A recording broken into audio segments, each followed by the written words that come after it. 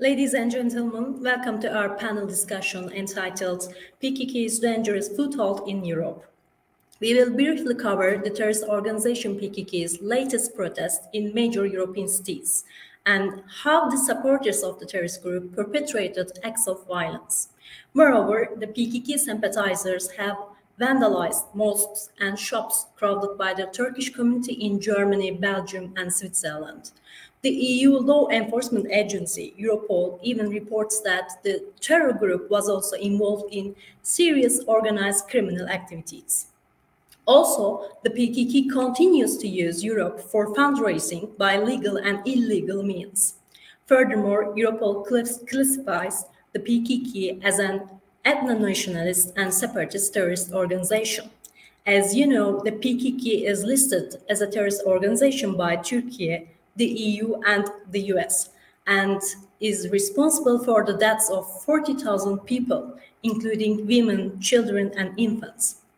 The YPG, the Syrian branch of the terrorist organization, also has a presence in Europe and sanctioned by several governments. To discuss all these issues, today we have distinguished panelists, Mr. Yusuf Erim from TRT World and Mr. Yücel Acer from Ankara Yıldırım Beyazıt University. Welcome. Thank you. Thank you. Unfortunately, Mr. Murat Yeşiltaş, we will not be able to attend our panel today. He sent his apologies for our audience. Mr. Erim, thank you so much for being with us. I would kindly ask you to frame what's going on in Europe. Could you analyze for us? The floor is yours. Thank you very much, Sibel. Now, I didn't really come prepared to talk, but I know so much about the issue, and I always feel that when you come unprepared and you speak from the heart, it's always a much more sincere conversation. And first, when we look at the PKK's dangerous foothold in Europe, first we need to understand who the PKK is, what they are, what their goals are inside of Europe and also inside the Middle East. Now, inside the Middle East, their goal is to carve out a terrorist statelet for themselves, a statelet where they have full control over. This is unprecedented for any terror organization. The closest that any terror organization has ever come to doing this in history was during the Syrian civil war, when ISIS carved out massive swaths of Syrian territory and created what they saw the so-called caliphate.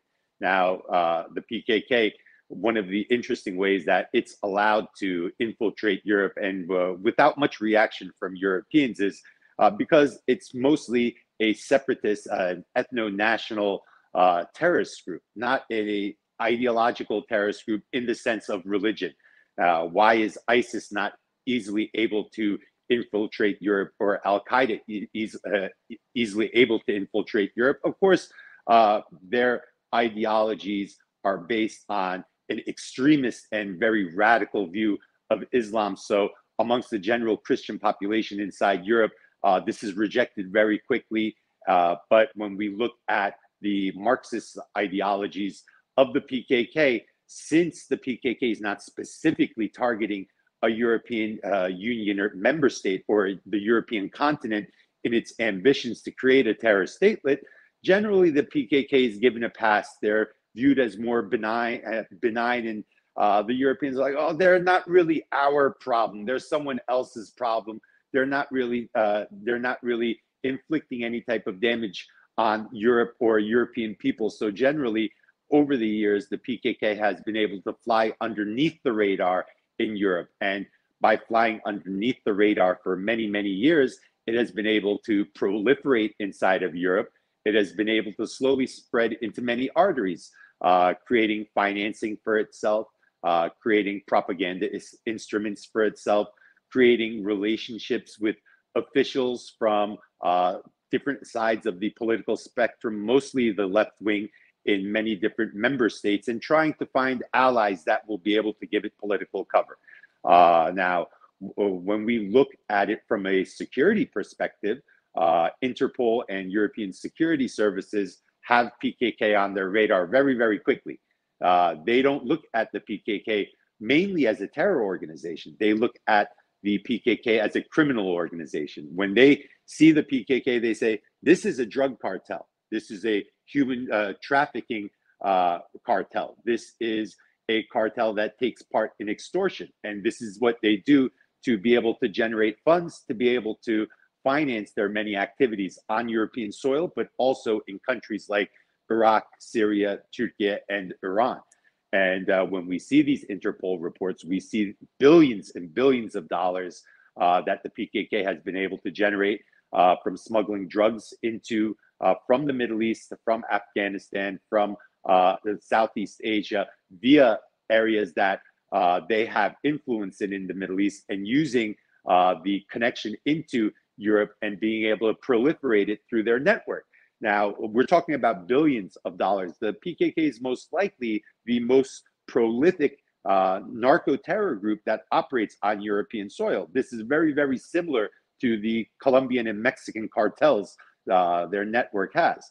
Now, there's another dimension to their criminal activities, which is extortion. In many of the ethnic ghettos that you may see in Germany, Belgium, Holland, France, you see the PKK extorting many legitimate businesses under the cover of providing protection. You see a lot of intimidation conducted by the PKK.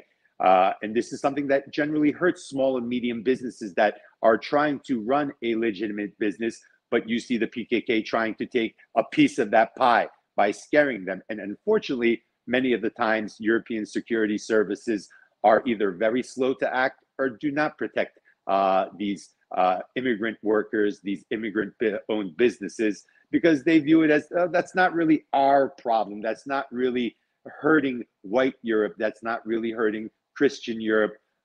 So it's something that they feel that they let slide. And unfortunately, the PKK has been able to take great advantage of this. And again, human trafficking, a very important source of PKK financing that they have been able to proliferate, smuggling people into Europe from the Middle East, being able to use many illegal routes, irregular migration, being able to use ports, being able to use many different entry areas. And this is something that they are incredibly successful at, human trafficking. This is another incredible area of financing for them. And then, of course, there's the political and the communication dimension of their activities inside of Europe as well, finding allies inside of European countries, most namely the far left they view, finding far left groups that have a very close Marxist ideology, trying to keep their terror activities more confined to the Middle East and trying to portray themselves as political activists inside of Europe. And of course, whenever you position yourself with some type of anti-Turkey policy, you always find someone inside of Europe that's ready to embrace that, regardless of who you are. They don't say, oh, you know, this is a terrorist group, I should stay away from them. I may not agree with Turkey, but they're a sovereign actor, they're an EU candidacy, I should dialogue. No, they don't look at it that way. They say, oh, this is an anti-Turkey group, they somehow suit my interests, I should create a dialogue with them. And unfortunately, these types of dialogues provide political cover for a terrorist group.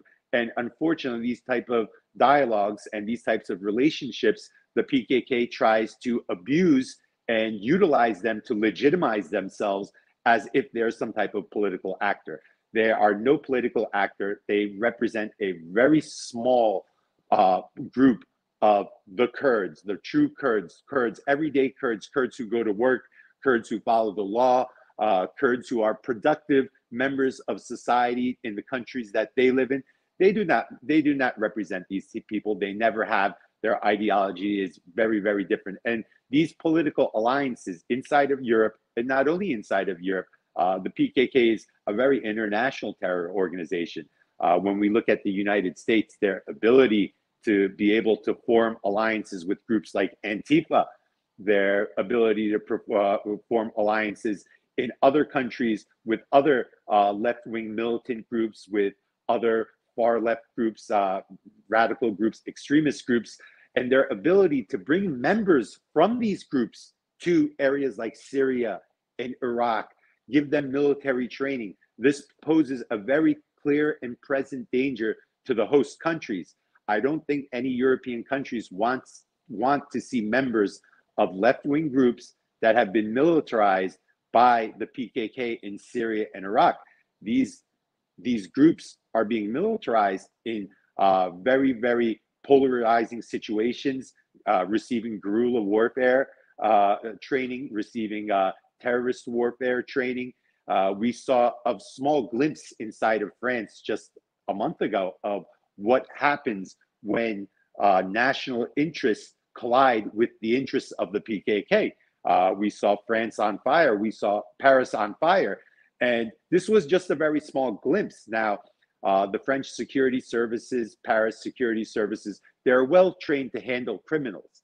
They're not well trained to handle terrorists that know how to handle semi-automatic weapons, automatic weapons, are trained in guerrilla warfare, are trained in explosives. This is not something that police are meant to deal with. This is basic militarized training. This is what the armed forces, this is what areas of the gendarmerie, special forces and the gendarmerie, those are the government organizations, the security organizations that are meant to deal with terrorists and that are meant to deal with militants, not your neighborhood police in Paris, not your neighborhood police in Berlin, not your neighborhood police in Stockholm. They will become overwhelmed by PKK supporters, PKK members, because of the training. These groups are used to fighting the militaries of sovereign actors. So local law enforcement will be very, very quickly outmatched and very, very quickly overwhelmed.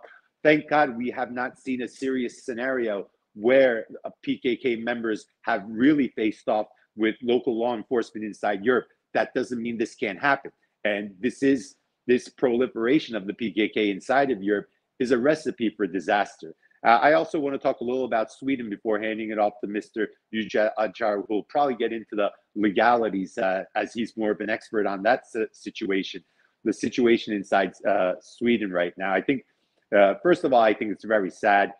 Sweden trying to become a NATO member. I really think they need to become a NATO member for their own national security and also for the general health of the transatlantic alliance. Sweden becoming a NATO member is good for NATO. It's good for Sweden. It's good for Turkey. If Sweden is not able to become a member of NATO, it's not because Turkey is an obstacle. The biggest obstacle in front of Sweden is the PKK. Allowing the PKK to abuse the freedom of expression laws inside of Sweden. This is something that's unacceptable by Turkey, and this should be unacceptable by Sweden. Turkey is not asking Sweden to take away its freedoms. Turkey is asking Sweden to protect its national security, to protect the national security of a NATO member state, an alliance member that one day Sweden wants to call its ally as well. It's also asking to take a stand against terror. And I think that freedom of expression has nothing to do with this. Turkey is very clearly asking Sweden to better define its hate speech regulations. Now, Sweden has very clear hate speech regulations, and inside of that, there is more than enough legal space to be able to define the burning of flags, the presentation of terrorist paraphernalia, especially foreign designated terror organization paraphernalia, all within inside the understanding of hate speech. So I do hope that in the near future, that through dialogue between Sweden and Finland and Turkey altogether, that everyone will be able to understand that there are many scenarios for win-win situations. Freedom of expression is very important. Turkey values freedom of expression. It values Sweden's freedom of expression.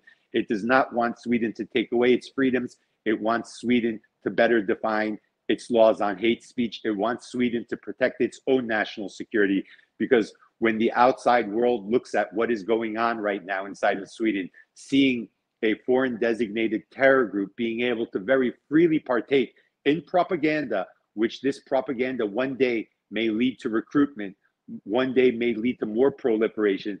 The other terror organizations, more PKK members, far-right extremists, far-left extremists, people that Sweden would not want in their country are watching this. They're seeing this loophole, this gray area inside of Swedish laws that they can come to Sweden and take advantage of.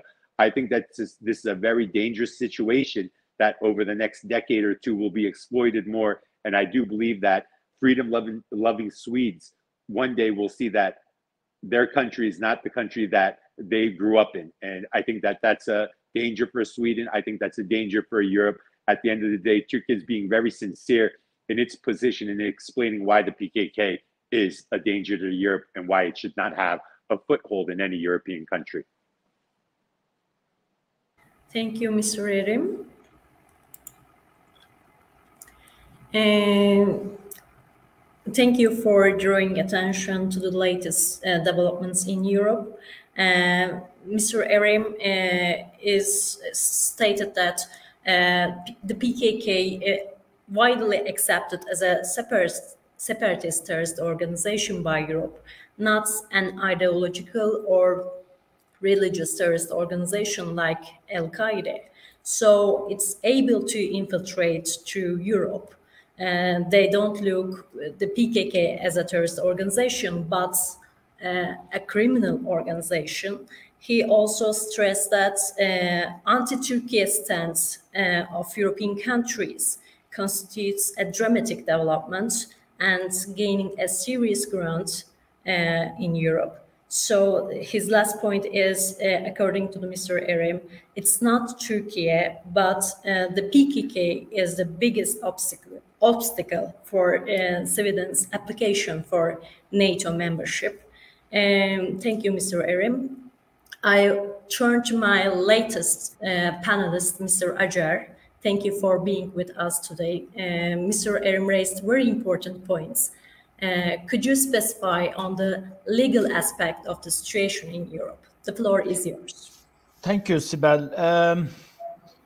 Since the start of Russia-Ukraine war, this long-lasting issue of, PKK presence in many European countries and some other terrorist organizations active in many European countries came to the discussion point simply because just after the start of the war, Finland and Sweden wanted to be a member of NATO because these countries have very long borderline with Russia and land and sea border with Russia. So they are feeling to be threatened by Russia, so they wanted to be a member of NATO.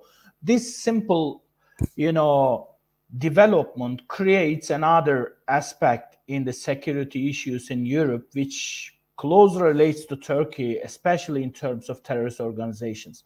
Yusuf Erim has quite satisfactorily explained what these terrorist organizations are doing, how they are, protected in a sense, and how they earn money and how they get strength in these European countries, including the human trafficking, and some of these activities are illegal activities like human trafficking and drug smuggling, and also they have some legal ways of earning money and strength, like they have many institutions, organizations, and even companies in many European countries.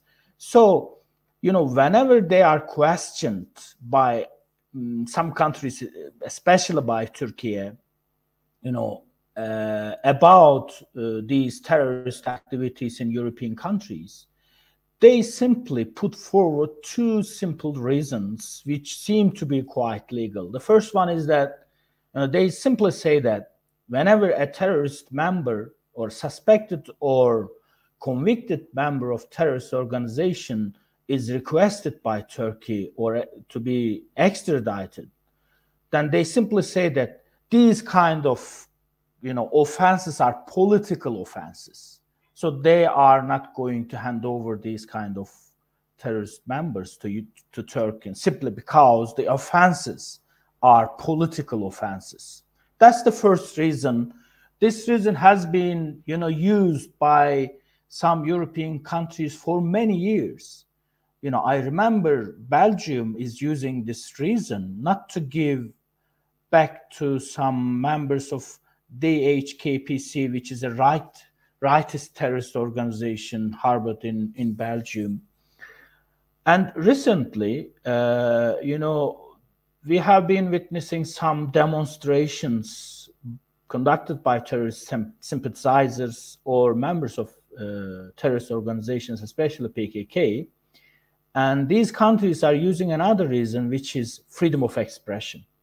Whenever Turkey requests these countries to not to allow these kind of demonstrations, terrorist demonstrations, these countries simply say that, especially Sweden recently, as Yusuf Erim explained very well, they simply say that these are all inside the freedom of expression, so they have a right to express themselves based on the right to freedom of expression. So all these are happening for a long time and recently intensified. Then we should ask, are they really legitimate to allow these kind of activities, and also not to give back to these kind of convicted or suspected terrorist members to Turkey? Are they really legal? You know, I just want to take your attention to this point. They use quite sympathetic concepts like freedom of expression, political offenses. At first sight, these kind of reasoning seems quite sympathetic to many people, because we are talking about a fundamental right to freedom of expression. But we should question whether they are really legal. The first point I have to emphasize that there is an international legal framework which has been established many years ago among the European countries. The first one concerns the extradition of these kind of criminals. In 1957, European countries, a member of the Council of Europe, signed an agreement which is called European Convention on Extradition. The aim of this convention is that the European countries, including Turkey and Sweden and France and Netherlands and Austria, decided to cooperate to tackle with criminals, including the terrorists. So the aim of this convention is actually combat these kind of criminals in collaboration among the European countries. And this convention defines this fundamental aim in its Article 1, but Article 3 says that, unfortunately, this Article 3 says that political offenses or offenses related to political offenses are outside the extradition process. So what are these political offenses? In Article 3, it says a political offense or offenses related to political offense, but doesn't define this concept. This article only says that if someone tried to kill a head of state, then this kind of activities or this kind of crimes cannot be regarded as political offense. That's all. But fortunately, European countries signed another international convention in 2005, which is called European Convention on Terrorism. And fortunately, this international convention among European countries defines clearly what kind of acts cannot be regarded as political acts. So fortunately, we have a definition of non-political crimes.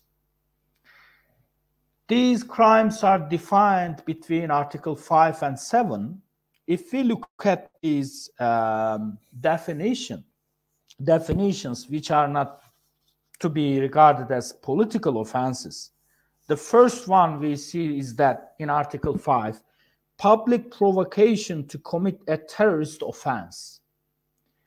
Any public provocation to commit a terrorist offense cannot be regarded a political offense. So the people who do these kind of activities, public provocation to commit a terrorist offense, should be extradited if that persons are requested by another member state when they are, convicted people or suspected people. So Article 5 clearly says there's public provocations concerning terrorist activities or to commit a terrorist offense cannot be regarded a political offense. In Article 6, recruitment of terrorists is another act which is not going to be regarded as political offense. Or then people who are related to these kind of activities should be extradited to the country which requested that person or persons. That's the second crime, which is not going to be regarded as political offense. And third one is training a terrorist is another act which is not going to be regarded as political offense. So fortunately, we have a terrorist convention on terrorism among the European countries, and these countries include Turkey and Sweden and France and many other European countries. And we have a definition of terrorist acts that which are not going to be regarded as political offense. So this is so clear that whenever a European country uses this political offense reasoning, that means it is not a political concept, it's a legal concept, and there is a clear definition. If somebody goes out and demonstrates in favor of terrorist organizations, then it's not a political offense because it's a public provocation to commit a terrorist act or terrorist offense. If you are supporting terrorist organization in the streets of European countries, so it is nothing else than provocating a terrorist activities publicly. So it's not a political offense according to an international convention which has been signed many European countries, including Turkey and many other European countries. So that's the significant point we should emphasize concerning the political offense reasoning. The second reasoning, as I said in my speech in the beginning part, and another reasoning the European countries are using is right to freedom of expression. You know, quite recently, as Yusuf Bey explained quite clearly, Sweden especially used this reasoning, you know, freedom of expression, to allow the terrorist demonstrations in the streets of Stockholm, including some people burning Quran. This act is again presented by Swedish authorities as a freedom within the limits of freedom of expression. This freedom of expression is really so wide to cover such kind of activities according to the legal definition. And again, fortunately, we have a clear international convention among the European countries defining this freedom of expression, which is European Convention on Human Rights. In Article 10, it defines the freedom of expression quite clearly. It says in the first paragraph that everybody has a right to express his or her opinion. Okay, that's the first part. And second part, and with the words of Article 10, it says that this right carries with its duties and responsibilities, and this right may be subjected to such formalities, conditions, restrictions, or penalties in the interest of national security, territorial integrity, or public safety, for the prevention of disorder or crime, for the protection of health or morals, for the protection of reputation of right and or rights of other people. So this freedom of expression is not limitless. There are clearly defined limits that applies to right to freedom of expression according to Article 10. In the last part of my speech, I'm going to emphasize what European Court of Human Rights thinks about the freedom of expression when it applies Article 10. You know, again, European Court of Human Rights draws very clear boundaries around the freedom of expression. The court emphasizes that that's a fundamental right, but there are other fundamental rights, and there is a clear border or proportionality or a balance between the freedom of expression and the other fundamental rights. So in all cases, the court has been trying to establish a clear balance between the freedom of expression and the other fundamental rights. And the court says that it stated in a case, in its decision, that when the publication of a statement from a banned terrorist organization, and it says that when it constitutes a danger of public incitement or commit a public provocation to commit a terrorist offense, then it's not in the limits of freedom of expression. So if there are demonstrations provocating to commit a terrorist act, then it's not in the limits of freedom of expression.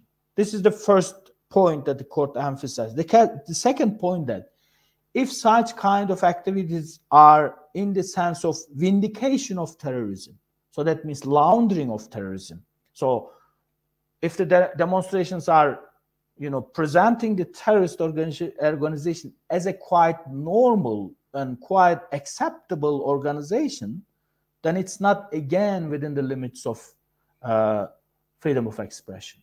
There are clear decisions by the European Court of Human Rights. Let me give a simple example. A student wearing a T-shirt, and it's written on the T-shirt that I am a bomb, then jihad started on 11th September. That's the sentence printed on the T-shirt of that student. And this student was fined by the school because he was wearing that shirt. And the family of that student applied to the European Court of Human Rights, arguing that their right to freedom of expression was violated by the school, and the court said that no. The court simply said that no, because that shirt is like laundering a terrorist activity or presenting a terrorist activity as a quiet and normal and legal activity.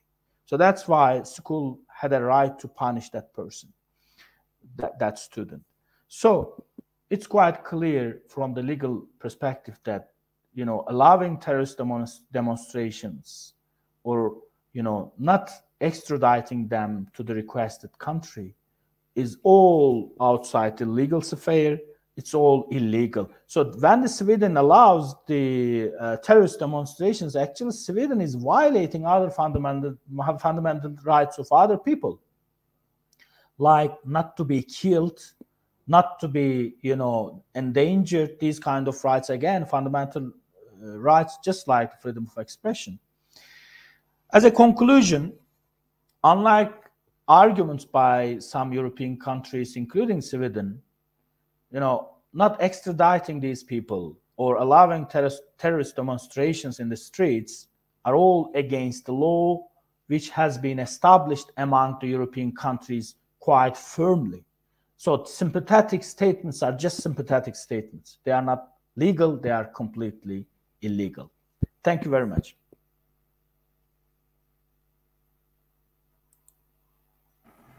Thank you, Mr. Yücel Acer.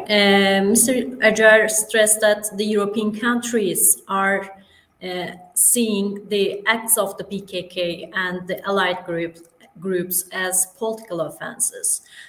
Furthermore, he stated that in 1957, the European Convention on Extradition was signed, aiming to combat criminals. However, political offenses exempted from the articles of it. Obviously, there is a discussion on how to define political offense or freedom of expression. Thank you, Mr. Acer. I'll go into the Q&A session. I see that we have a couple of questions from Sibel, Can I just very quickly say one thing before question and answer? Mr. Acer touched on recruitment, and I wanted to expand a little on that with just one quick thought. During the Syrian and Iraq civil wars, between 8,000 and 10,000 Europeans joined ISIS as foreign fighters. Now, this is a tremendous number coming from Europe. So this understanding that, oh, the PKK cannot really recruit, this is just a political position by them, that's not true. If a group as brutal, as extreme as ISIS can draw 8,000 to 10,000 Europeans to come fight and come support them in Syria and Iraq, the PKK can also draw and radicalize Europeans to come fight in their terroristic activities as well. So I think that understanding that this is just political propaganda they're undertaking, they should be allowed to freely express it. No, their end game when they're communicating is two things. One, an attempt to legitimize themselves. Two, an attempt to recruit and find allies that will fight, financially support, or give them political cover. And this is always their end game during their communications that they partake in. That's why I think it's very dangerous, and there should be very, very little tolerance to no tolerance for their communication activities on European soil. That's one. And also, just a very quick point, after the Quran burning, I don't want to link the two. They have nothing to do with each other, but I'm making a quick point. Mr. Paludan, the disgusting far-right extremist that burned the Quran in Sweden, there was a lot of talk about this possibly being linked to some type of Russian influence operation. It might not, I don't know. But if countries are concerned about influence operations, there is no better conduit, better proxy to undertake an influence operation on European soil than the PKK, because it is an operational group. It is a group that has many owners, many masters in many different parts of the world. It is a group that has a 20 to 25-year history of creating a network in Europe, and it can very, very quickly undertake influence operations. For example, the PKK can very easily, if it wants to, sabotage Sweden's NATO bid very easily. All it needs to do is create a dangerous situation for Turkish national security on Swedish soil. And this is a foreign influence operation. The PKK is not homegrown, a Swedish organization. It's not an NGO. It's not Swedish. This is not a Swedish group. This is a foreign group that has been imported and that has tried to create some roots inside of Swedish society that can very easily partake in forwarding and advancing the interests of foreign actors on Swedish soil. So these are all foreign influence operations that can be very easily taken by these proxies that not only have the military capabilities and the guerrilla capabilities, but also have the political and communication and the capabilities on illegal networks and financing to be able to take these sophisticated missions on foreign soil. So I think this is something that's very important that European nations need to look at. Do we want a proxy that can very easily undertake foreign influence operations on our soil using freedom of expression as their cover, as their shield? And I think that's a question that Brussels needs to ask itself, and each member state really needs to ask itself, because it's a threat to their national security. It's a threat to their bilateral relationships. Thank you, Mr. Erim, for your input.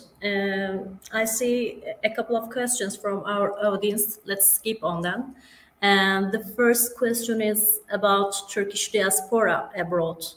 Our audience asks, what do you think the Turkish government should do to better manage the Turkish diaspora abroad in terms of preventing the legitimization of terrorist activities? Mr. Erim. Okay. Well, first of all, I don't think the Turkish government, the word manage is, I think, very wrong. The Turkish government should never have to manage the diaspora. The Turkish government could communicate with the diaspora. It could work together with the diaspora when the diaspora needs help, if it needs support, if it needs dialogue with Turkey. It's always a good, very, very important, the diaspora, because the diaspora is basically the first line of diplomacy in a country, the first line of public diplomacy in a country. So I think communications between both sides are very, very important. What can it do to help? Well, first thing, I think through the embassy and through bilateral official diplomacy, the Turkish government can help protect the diaspora. When I mean protect it from a security perspective, because the diaspora in countries where there is a proliferation of PKK, can be in danger at times. It can be in danger of being their security threatened. It can be in danger of being influenced. It can be in danger of having the local governments being turned against them and them being presented as if they are doing something wrong, as if they are a danger. When foreign diasporas are very important to every country because, as I said, they're the first line of diplomacy and they enrich a country's culture. A country is as rich as the wide cultural spectrum of peoples that live in it. When we look at inside Turkey, there's a tremendous diaspora from many countries. You have people from all over the world. Istanbul is a melting pot. Ankara is a melting pot. Izmir is a melting pot. Turkey is a melting pot. And many European countries are that way too, such as Germany, Sweden, France, the UK. And it's very important that these diasporas have a voice. It's very important that these diasporas are understood, their concerns are understood, especially their dialogue with their home countries are important. But again, I don't like the word manage. I don't think that any government should manage their diaspora abroad. But at times when the diaspora does need support, their home governments should help within a meaningful but not an interventory towards a way. Thank you, Mr. Erim. I think this question is for you, Mr. Acer. What other legal options Turkey has to pursue this issue other than European legal channels? I think it's a good question. There are many political ways that Turkey has already been using to, counter these kind of supports to terrorist organizations in Europe. Of course, there have been always, and there will be always a political channels to use, political means to use by Turkey, simply because, if Russia is now a threat to Sweden and Finland, PKK is a threat to Turkey for many years and still a very serious threat to Turkish national security. So if Sweden is trying to take necessary measures against the Russian threat, Turkey has a right to take necessary, precautions against terrorist threats directed to Turkey. If these two countries are becoming a member of the same alliance, then Sweden should pay necessary attention to Turkish national security, just like Turkey is in a position to give necessary attention to the Swedish national security. So it's quite a political matter, first of all, to understand this, and Turkey has always been using a political stance and also will probably continue to use.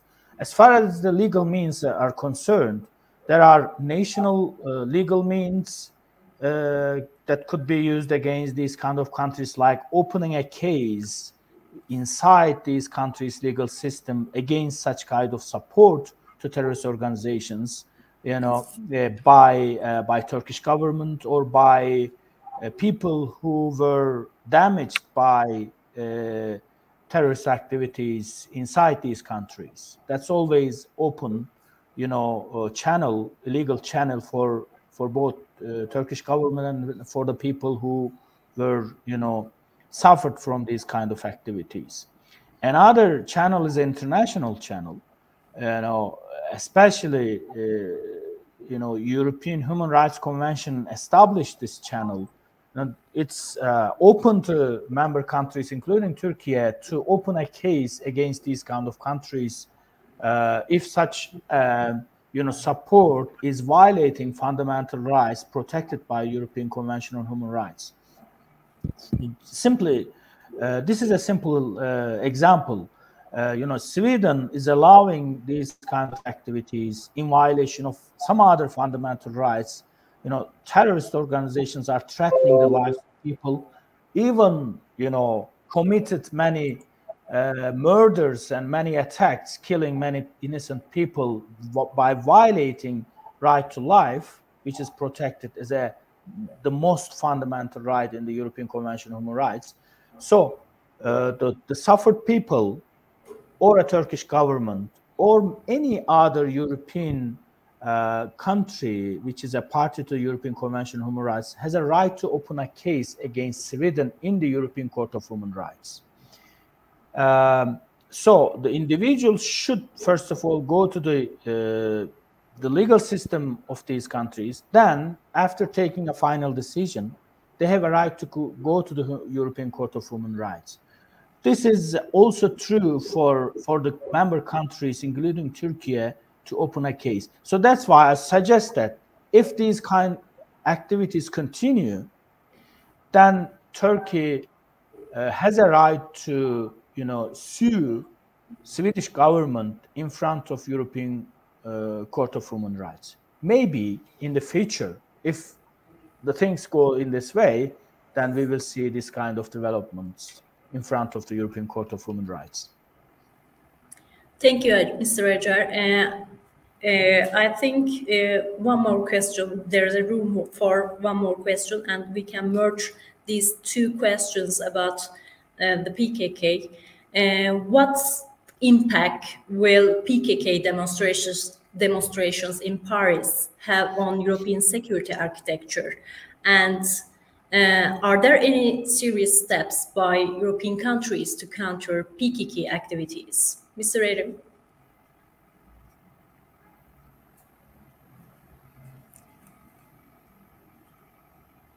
Excuse me, I believe my mic was muted.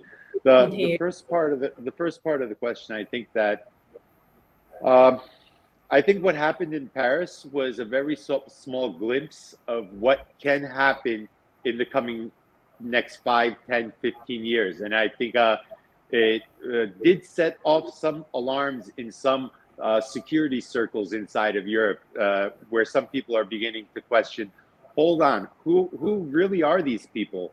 Why are they here? What are their goals? And why are we allowing them to be on our soil? Because we saw a very quick PKK operation to be able to spill onto the streets of Paris, create a very violent environment, create very quick destruction.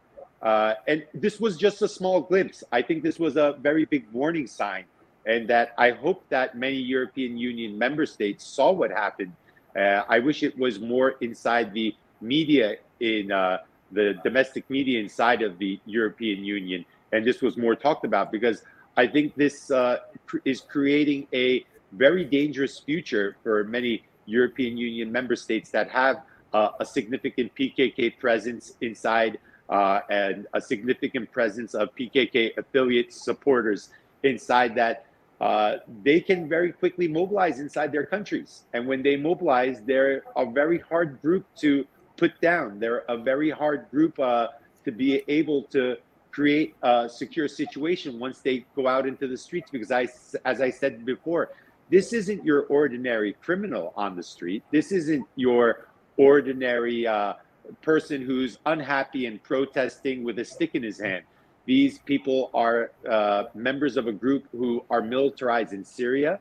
They're militarized in Iraq. They have training in guerrilla warfare. They have training fighting against standing armies. They have training fighting against armies that have NATO training. So these are very, very serious and very dangerous individuals that are walking around on the streets, and they have the ability, they have the capability to very quickly be able to create tremendously violent situations inside very civilized societies, and this is very disrupting. So I do hope that Paris was a warning, an alarm bell for many European countries, and I really hope that they sincerely look at how the situation came to that point, how the PKK infiltrated France, how they've received political cover over the years, who's supported them, why they're being supported, the political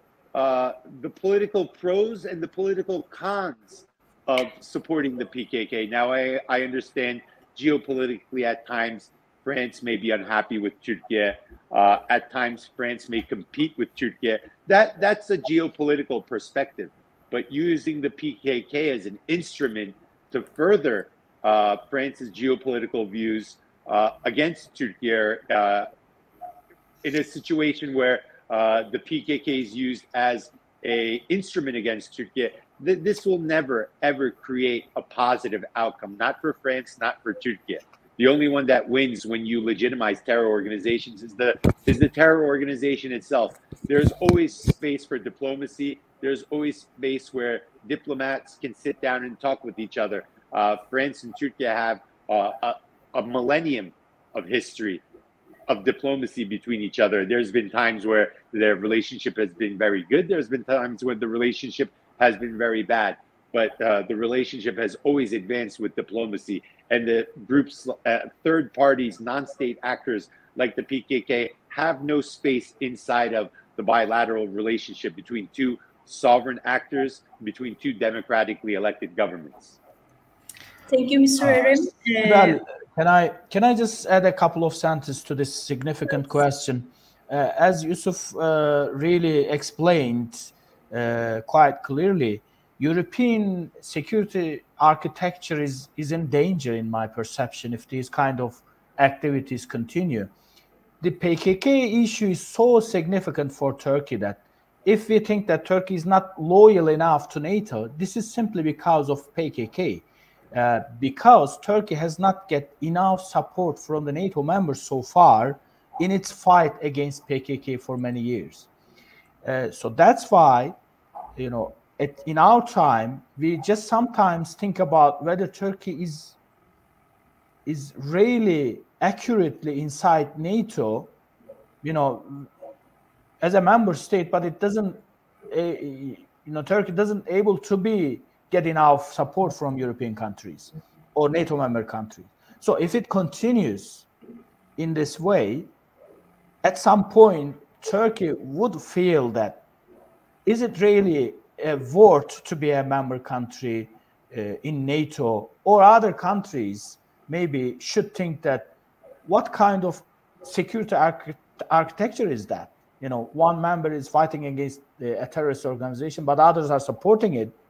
What kind of security architecture is that? So it seems quite wrong at that time, and I think in the near future it should put in question, and then should be changed to cover all the member countries in a quite strong security architecture. Thank you, Mr. Acer. I stop here. There are more questions to be addressed. However, we are running out our time. We try to shed light on how the PKK uses European countries for its propaganda, recruitment, and fundraising activities, even though it is officially banned in most of these states. I especially thank our panelists. Thank you for your time. Hoping to meet next event. Thank you.